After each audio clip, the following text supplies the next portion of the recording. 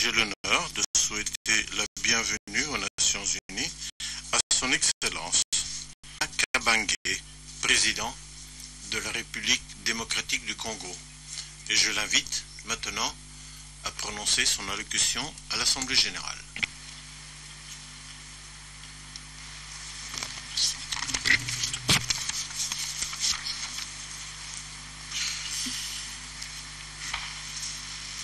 Madame la Présidente, je me réjouis d'être parmi vous ce jour pour apporter une fois encore la contribution de la République démocratique du Congo au débat sur le présent et l'avenir de l'humanité. Je m'en réjouis d'autant plus que cette 69e session ordinaire de l'Assemblée générale de notre organisation se tient dans une conjoncture internationale particulièrement délicate, marquée par trois phénomènes qui, si nous n'y prenons garde, la réalité de l'objectif. Je veux citer le terrorisme, la résurgence en Afrique de la maladie à virus Ebola et les nombreuses atteintes à la paix en divers endroits de la planète. En dépit de louables efforts déployés aussi bien par les États que par les organisations internationales, le terrorisme une de forme humaine continue à faire dans le monde des victimes aussi nombreuses qu'innocentes. L'Afrique, jadis épargnée par cette forme de violence aveugle, en est aujourd'hui l'épicentre.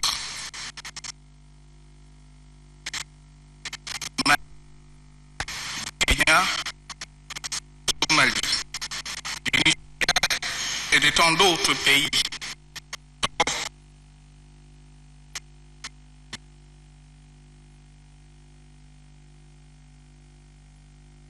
des attaques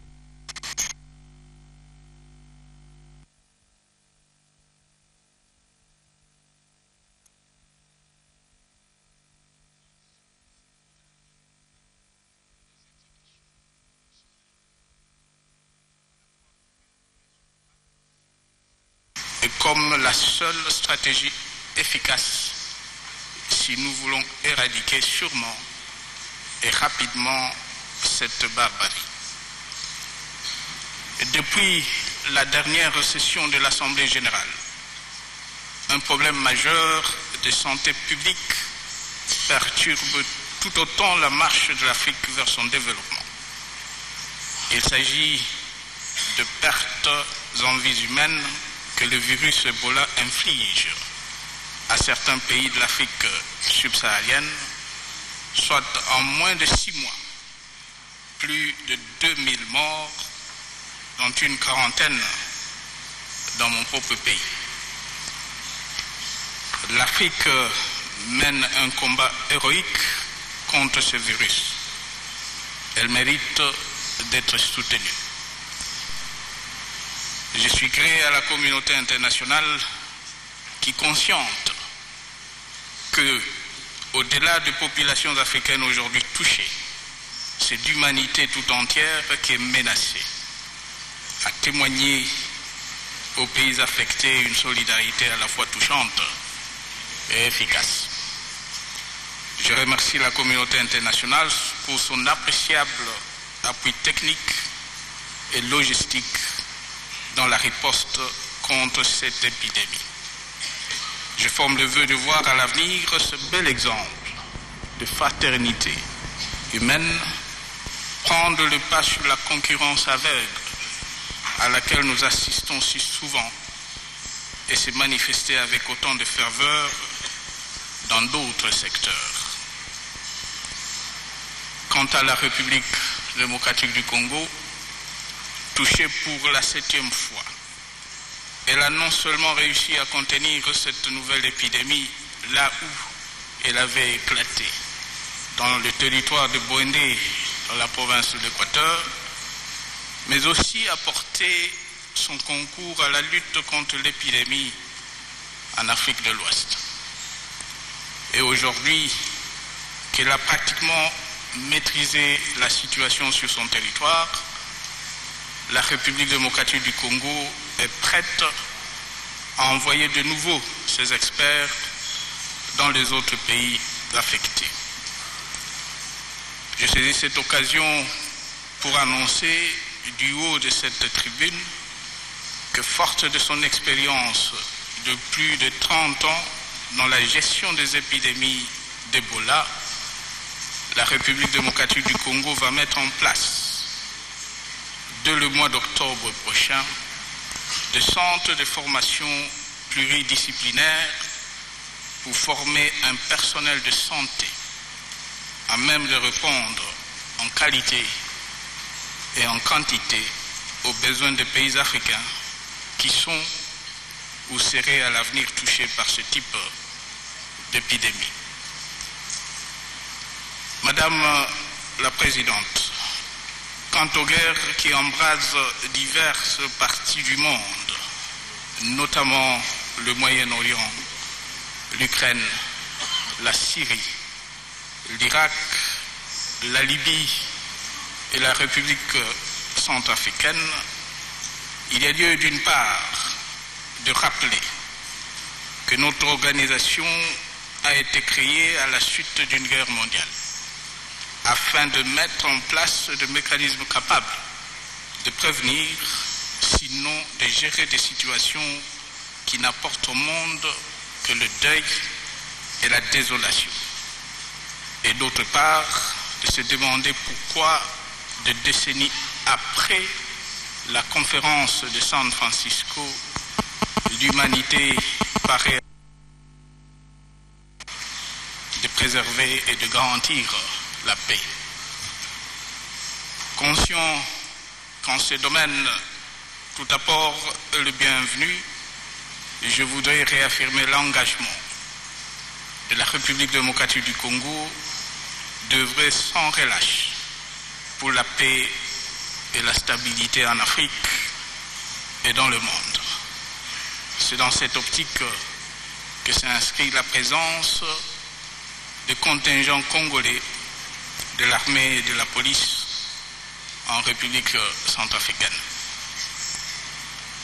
Madame la Présidente, la question de la paix est fondamentale, car sans la paix, l'humanité ne saura pas réaliser et mettre en œuvre un programme transformateur de développement, comme le veut le thème central de la présente session. Cet objectif ne sera pas non plus atteint tant que le terrorisme n'aura pas été contenu et les épidémies telles que l'Ebola vaincues. D'expérience, nous, Congolais, savons qu'il n'y a pas de défi qui ne puisse être relevé, pour peu qu'il y ait de la volonté, de la méthode et de la détermination. Vous savez tous où en était mon pays il y a à peine 13 ans. Je suis heureux de vous dire ce jour que la République démocratique du Congo est de nouveau un pays debout. Un pays où la paix retrouvée se consolide chaque jour davantage. Un pays dont l'économie est l'une des plus dynamiques du continent, avec un taux d'inflation proche de zéro, un taux de croissance au-dessus de la moyenne africaine depuis près d'une décennie et de réserves de change en constante augmentation. Un pays en pleine reconstruction où routes, écoles, hôpitaux et infrastructures diverses sont construits en nombre et à un rythme sans précédent. Sur le plan politique, la consolidation de la démocratie et le renforcement de la cohésion nationale demeurent nos objectifs prioritaires. À ce propos, je réaffirme la tenue prochaine des élections conformément au calendrier arrêté par l'institution nationale compétente, à savoir la Commission électorale nationale indépendante. Toutes les dispositions sont prises pour que notre pays en sorte plus apaisé, plus uni et plus fort. Sur le plan sécuritaire, le dialogue politique, la diplomatie et l'action militaire ont été judicieusement combinés afin de nous rapprocher sûrement de l'objectif que nous nous sommes fixés, d'éradiquer les forces négatives de notre territoire, contribuant ainsi à ramener la paix dans l'Est de notre pays, comme avec le pays limitrophe. En vue de consolider cette paix et d'améliorer les conditions sociales de nos populations, nous travaillons à l'amélioration du climat des affaires afin de stimuler les investissements, de favoriser une plus grande création de valeur ajoutée locale et de créer davantage d'emplois. Madame la Présidente, comme on peut s'en rendre compte, mon pays a résolument mis le cap sur la reconstruction, le développement, l'ambition, l'injustice et les inégalités sociales. La tâche est certes du chemin à parcourir pour atteindre l'objectif ultime. Enthousiasme et abnégation, le peuple de cette tâche, déterminé comme jamais à rendre irréversible cette marche vers le progrès et à propulser le pays à un niveau de développement à la mesure de ses potentialités. Pour y parvenir, il nous faut à tout prix préserver la stabilité. C'est donc à cette stabilité que nous allons dorénavant consacrer la primeur de nos efforts. Et nous comptons sur l'accompagnement de nos partenaires dans la priorisation de tout ce qui pourrait y concourir. Madame la Présidente, avant de clore mon propos, permettez-moi de rappeler le plaidoyer récurrent de la République démocratique du Congo pour une juste représentation de l'Afrique dans les organes de prise de décision des Nations Unies, particulièrement au sein du Conseil de sécurité.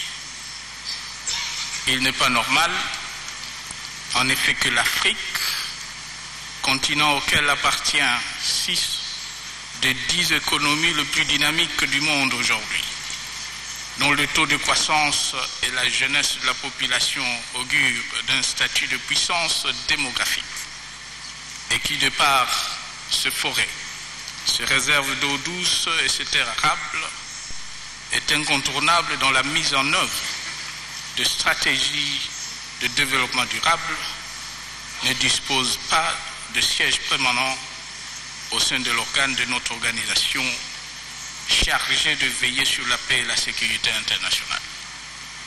Il est temps, plus que temps, que cela change.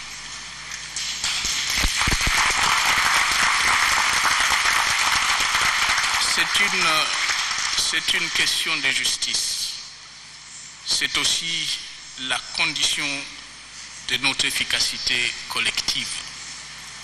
Madame la Présidente, je vous remercie pour votre aimable attention.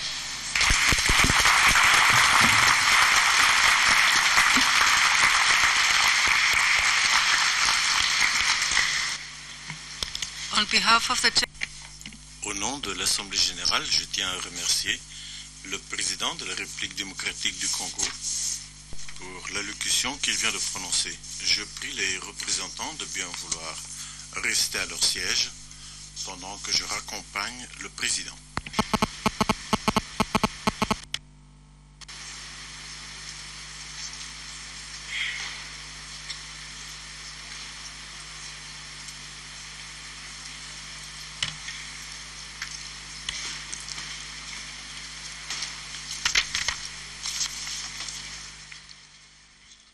Voilà, le président Kabila vient de prononcer son discours à la 69e Assemblée générale des Nations Unies. François Nzekouye, député national, nous a rejoint sur ce plateau. Bonsoir. Bonsoir. Alors, d'entrée de jeu, comment réagissez-vous à ces discours de manière générale? C'est un bon discours du président de la République qui s'est montré un président non seulement d'un pays africain, mais un président d'un pays du monde qui a évoqué tous les problèmes de l'humanité, en commençant bien évidemment un problème qui touche l'ensemble de la Terre, le problème du terrorisme, qui ne choisit plus d'État et qui a choisi de plus en plus l'Afrique comme épicentre. Et il n'a pas manqué de relever la question d'Ebola, qui aujourd'hui est une question de santé publique qui préoccupe l'humanité. Et il y a des citoyens non seulement africains qui ont été concernés ou qui sont morts de cette maladie, il y a aussi des citoyens occidentaux qui sont morts. Je me rappelle d'un père espagnol qui est décédé, je crois, le mois dernier. Il y a même un Américain qui est tombé malade. Heureusement, il a pu être sauvé. C'est donc un problème qui ne concerne pas seulement l'Afrique, mais c'est un problème qui concerne l'humanité. Et nous avons particulièrement apprécié le fait qu'il a démontré l'expertise congolaise en cette matière, qui a démontré ses preuves, faute de notre expérience en cette matière depuis 30 ans. Nous avons su maintenir cette épidémie à Bouendé et nous sommes en voie aujourd'hui d'éradiquer la maladie chez nous. Et donc nous allons exporter notre expertise dans les pays qui en ont besoin et même créer un centre de formation à cette spécialité chez nous au Congo pour en faire profiter les pays qui en ont besoin, sans oublier le fait que le président a réaffirmé son intention d'envoyer encore nos experts dans d'autres pays. Il l'avait déjà fait auparavant, avant que l'épidémie se déclenche chez nous. On a rapatrié nos experts, mais il est prêt encore à envoyer les fils du Congo aller aider dans d'autres pays. Il a aussi effectivement, également évoqué la question de la paix à travers le monde, sans oublier bien évidemment la situation congolaise, où nous avons réussi à vaincre différents groupes armés, notamment les M23, et nous sommes en voie d'éradiquer aussi les FDLR qui sont encore sur notre sol. Et il a chuté en montrant l'espoir pour un pays qui, il y a 13 ans, n'était que l'ombre de lui-même, qui est en train de se relever aujourd'hui du point de vue de la stabilité de l'économie, du point de vue de la construction des infrastructures dans tous les domaines, domaine routier, domaine des écoles, et domaine de la santé. Et donc, il y a espoir.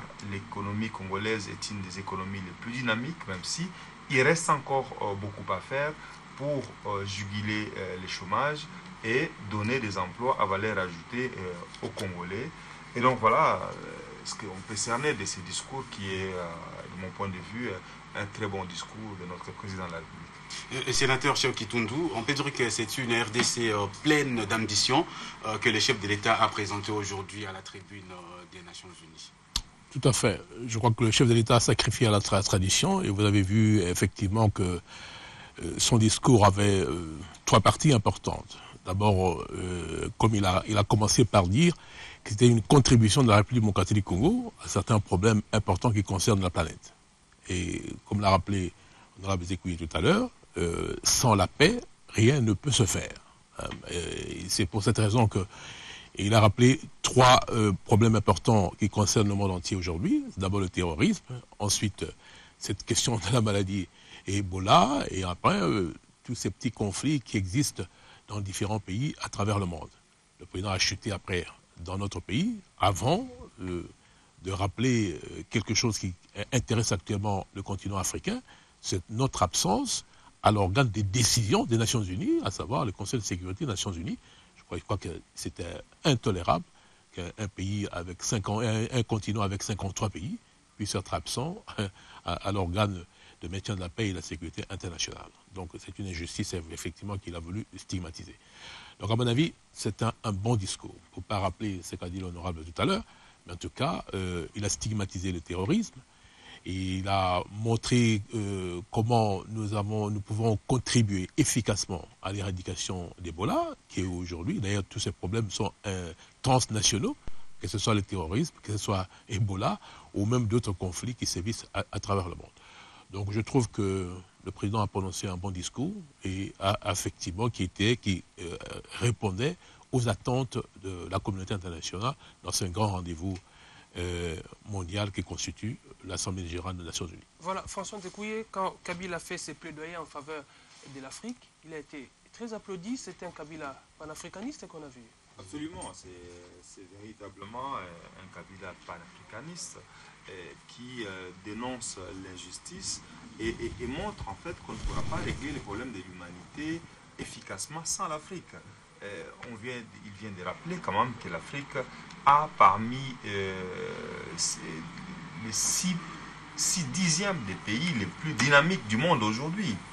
Et donc c'est inacceptable quand on regarde la population africaine. Comment est-ce qu'on peut parler d'un monde sans Afrique aujourd'hui?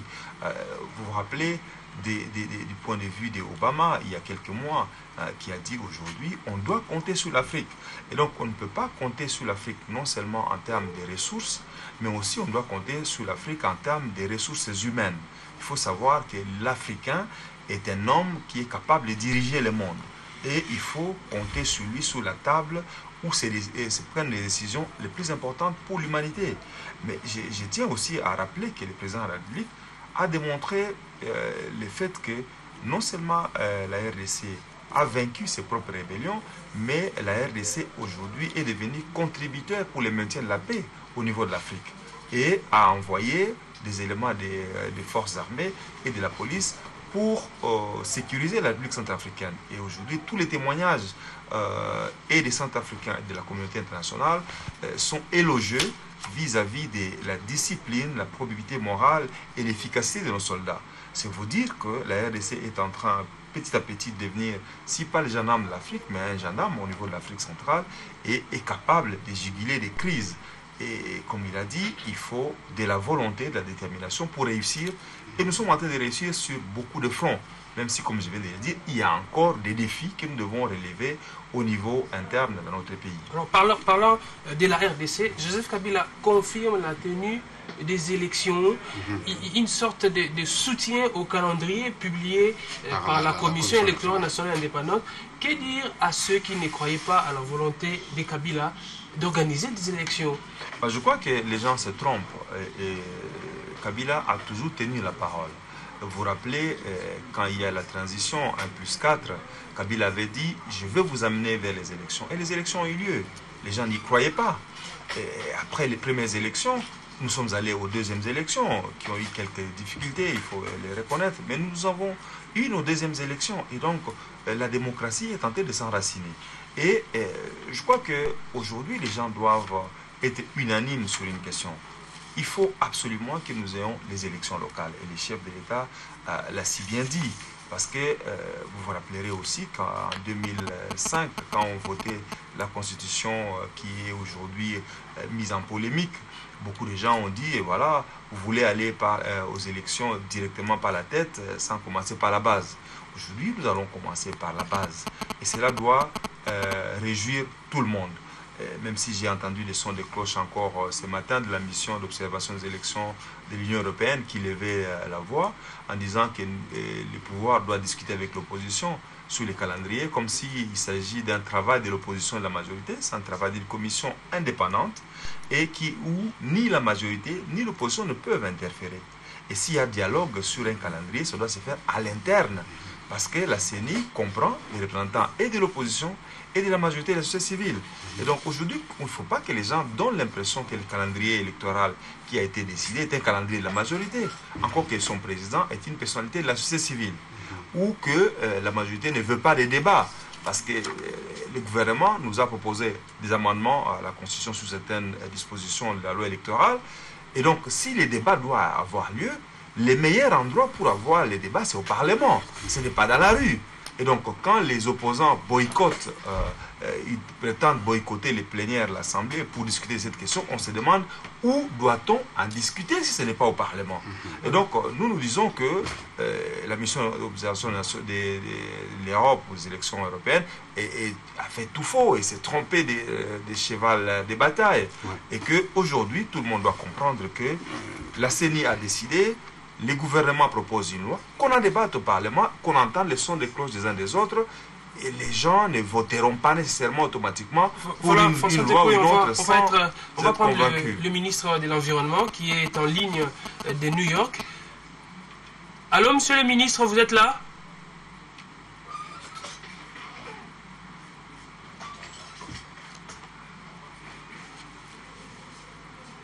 Le temps qu'on arrange ces petits problèmes techniques, on nous arrange la liaison avec New York, il y a un téléspectateur qui vient d'appeler pour nous dire que toutes les analyses faites ici par Emmanuel Badibanga, toutes les projections qu'il a faites, c'est ce que le président a également dans son discours. Évoqué dans son discours.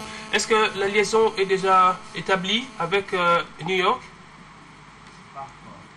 Ah voilà, pas encore, on va poursuivre sur ce plateau, mais je remercie le député national François Nzekouye d'avoir participé à ces débats, analysé ces discours du président de la République. Merci beaucoup, honorable. C'était un plaisir d'échanger sur cette question importante de la République. C'est notre travail. Merci à vous. Je vous en prie. Oui, sénateur Donald Kitundou, quand le chef de l'État plaide pour une juste représentation de l'Afrique dans les instances décisionnelles de l'ONU, notamment le Conseil de sécurité de l'ONU, qu'en pensez-vous? Mais, bien entendu, le président de la République a voulu rappeler la revendication continentale. Excusez-moi, honorable, on me signale que le ministre de l'Environnement est en ligne. Oui. Allô, monsieur le ministre, vous êtes là? Si vous m'écoutez, est-ce que vous pouvez nous dire comment les gens ont accueilli le discours du président Kabila? Oui, mais il était vraiment applaudi. Du part de fait que a trouvé clairement la partie du contexte international actuellement. Il a fait allusion au phénomène du terrorisme qui ensuite allusion à la résistance à la vie comme les gaz énergétiques. Et ensuite, il a fait en Afrique et dans le monde. Il a tenu à partie de l'économie de notre pays qui amorce une phase de croissance avec des taux moyens en 40%. Le chef d'État a allusion à la constitution nationale, la dynamique de responsabilité de notre pays. Et il a tenu à donner l'engagement de notre pays à contribuer à l'avènement de la mondiale, à la lutte contre les épidémies qui affectent l'Afrique actuellement, notamment le cas de l'Ebola. Par des centres de formation disciplinaire de l'Europe dans le pays pour apporter toute expertise aux soignants et qui ont envie de lutter contre la propagation du virus Ebola. Et le chef de l'État, a exprimé de plaidoyer de voir les Africains marcher dans les organes des Nations Unies. D'abord du faire des économies politiques. Les pays ont une économie très active. Et ce pays dispose de potentiel suffisamment pour du monde. Voilà, sur ces grands axes de chef de l'État. À aborder la question de l'environnement qui vous concerne particulièrement. Allô?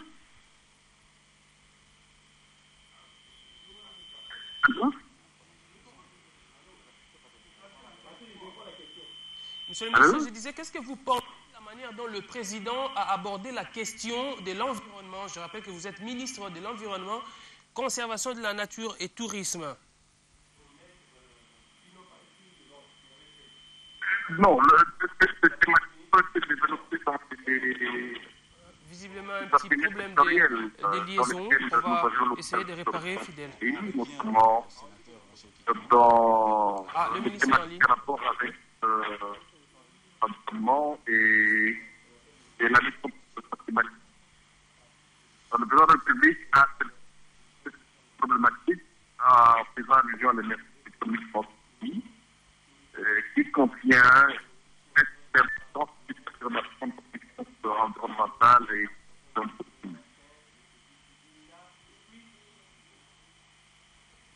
voilà, monsieur le ministre, je vous remercie d'avoir été avec nous en direct depuis New York par téléphone. On vous retrouve certainement à Kinshasa très prochainement. Fidèle. Le sénateur était en train de répondre à la question sur les plaidoyers du président Kabila sur la juste représentation de l'Afrique dans les instances décisionnelles de l'ONU, notamment au Conseil de sécurité. Oui, particulièrement le Conseil de sécurité, parce que celui-ci n'est pas représentatif. Je vous rappelle qu'il continue à refléter les vainqueurs de la Deuxième Guerre mondiale. Et ce n'est pas normal, le monde a évolué, le continent africain n'est plus sous dépendance du colonialisme comme on l'était à l'époque. Par conséquent, il faut que ces continents soient représentés valablement au Conseil de sécurité des Nations Unies. Mais cette revendication n'est pas uniquement africaine. Je crois que aussi, même l'Allemagne fédérale réclame sa représentation, le Japon et d'autres pays en Asie. Par conséquent, je crois que la représentativité au sein du Conseil de sécurité doit être revue. Et là, vous avez entendu, le chef de l'État a été longuement applaudi sur cette question, parce qu'il concerne l'Afrique, mais en même temps appuyé par d'autres pays non africains qui revendiquent aussi leur représentation au Conseil de sécurité. Alors, Martin Ziakouaou, comment avez-vous analysé ces discours de Joseph Kabila? Écoutez, moi je voudrais d'abord que nous puissions éviter de penser que c'est le moment de chanter le Magnificat. Non, c'est le débat général au sein de l'Assemblée générale des Nations Unies qui constitue une instance de réflexion, de discussion sur les questions internationales, n'est-ce pas, liées à l'avenir de l'humanité. Et donc chaque État donne de la voix, dit ce qu'il pense de la manière dont les choses devraient se passer et donne aussi certaines pistes, n'est-ce pas, et apporte même des contributions. C'est le cas de Joseph Kabila. C'était l'occasion donc de vendre l'image positive de son pays. Donc c'est tout à fait naturel. Évitons de donner l'impression que c'est le moment de chanter le Magnificat. Non. Pour ce qui concerne un certain nombre de points, je souligne que Joseph Kabila a voulu donner l'image d'un Congo debout. Un Congo qui n'est plus ankylosé, un Congo qui ne souffre plus de l'aphonie. C'est donc la volonté d'un progrès.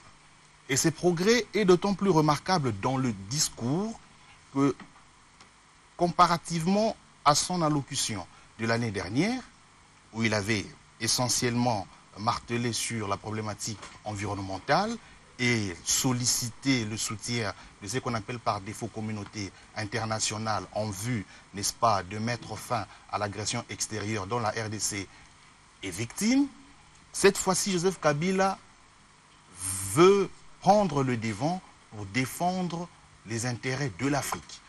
Ça signifie que Joseph Kabila est ambitieux et il veut donc redonner à la RDC la possibilité de jouer à nouveau le rôle géopolitique naturel qui est censé être le sien. Mais il y a un défi, il faut préserver la stabilité politique. Il y a un défi, il faut consolider la démocratie et renforcer la cohésion nationale. Y a-t-il cohésion nationale? Je dis non. Nous sommes encore dans la confusion nationale.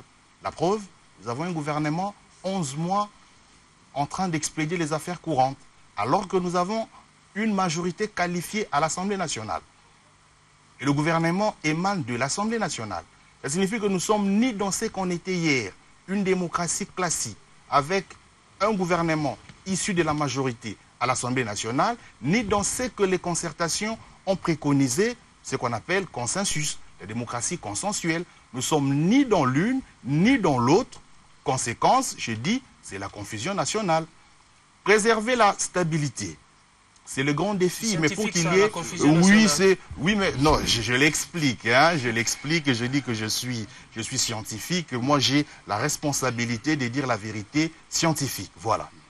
Stabilité politique, n'est-ce pas? C'est ça le grand défi pour que finalement la RDC puisse se viabiliser. Parce que j'ai suivi le débat Rwanda, Ouganda. Vous savez, monsieur le journaliste... Très rapidement.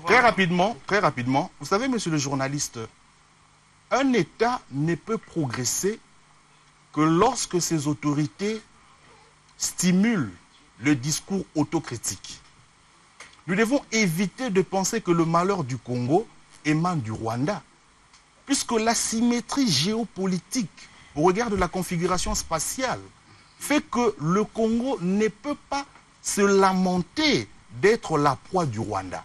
Si tel est le cas, c'est qu'il y a un déficit existentiel de la RDC comme entité étatique viable. Voilà, Martin, c'est ainsi que nous devons, si vous permettez, c'est le dernier mot. C'est le dernier mot. On prend juste une dernière réaction. Oui. Avant de passer la parole à M. Albert Moleka, le sénateur sur Kitundou va réagir rapidement là.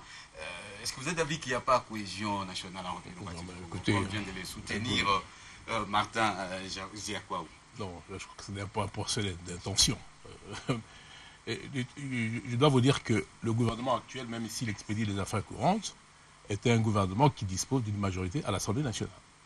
C'est-à-dire, même sans cohésion nationale, le gouvernement aurait pu continuer à gouverner valablement et démocratiquement.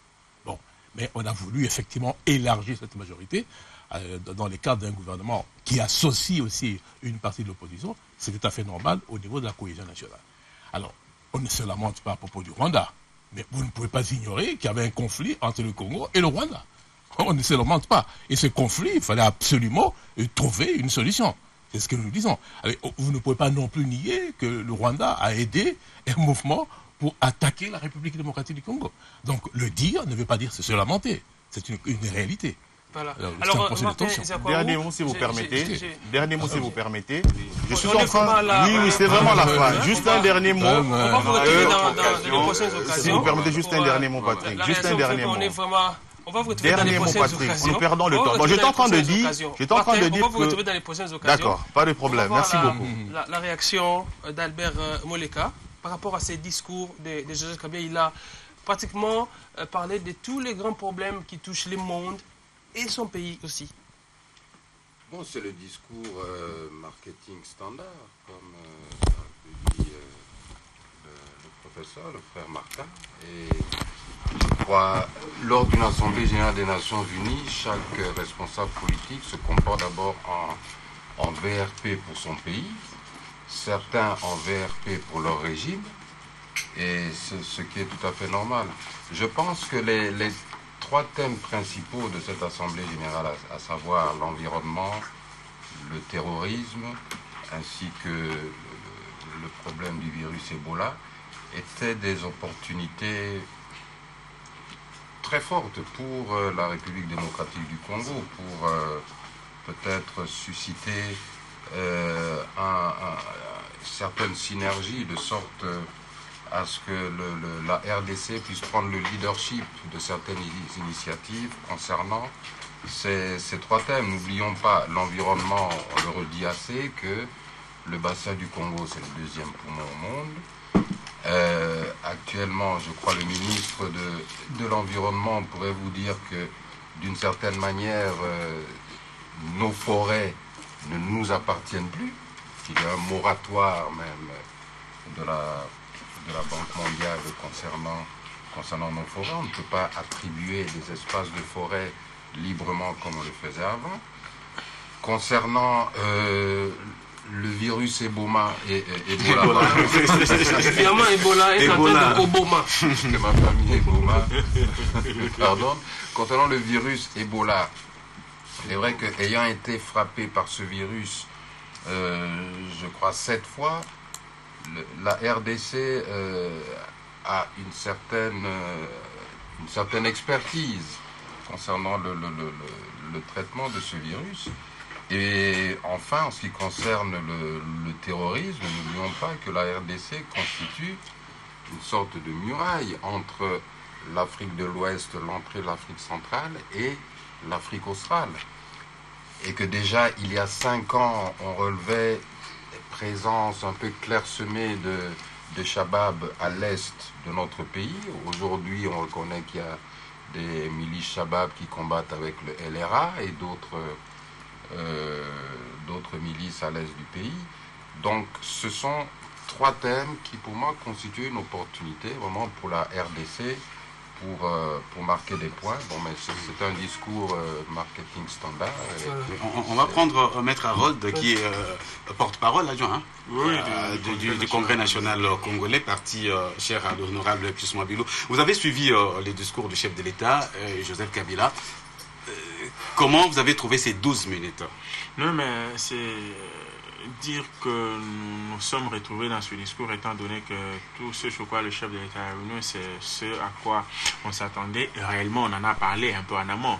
Ici, lorsqu'il aborde les 3 questions intéressante, la question liée au terrorisme, la question liée au virus Ebola qui se vit en Afrique, mais aussi celle liée à cette question de réchauffement climatique en République démocratique du Congo. Nous nous rendons réellement compte que c'est un président de la République qui est proche de la population qui, lorsqu'il se présente à l'Assemblée générale des Nations Unies, il n'est pas porte-parole de lui-même, mais il est plutôt porte-parole du peuple congolais. Et ça, c'est de 1 et de 2. Lorsqu'il parle, il n'élague pas la question relative au continent africain, cette épicentrale question de la représentativité du continent africain au Conseil de sécurité des Nations Unies. En tant que membre permanent du Conseil de sécurité des Nations Unies, étant donné qu'on se rend compte que l'Afrique joue un rôle tellement important qu'elle ne peut pas être mise à l'écart, mais depuis la nuit de temps,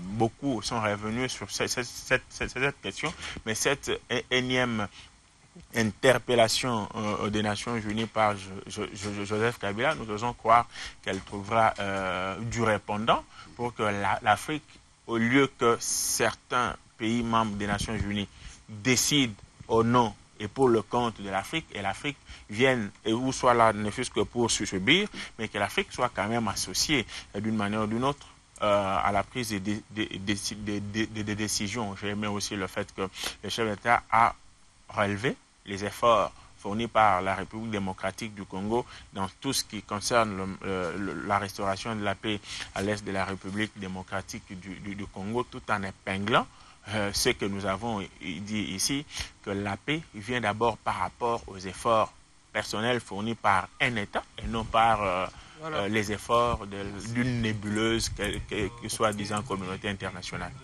Merci beaucoup, Harold Badibanga. Je vous en prie, c'est un devoir patriotique et sacro-saint.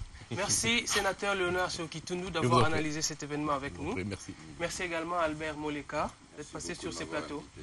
Et merci à Fidèle Amacho. Merci à vous, Patrick. Merci surtout à tous les téléspectateurs et auditeurs de la radio-télé du groupe L'Avenir.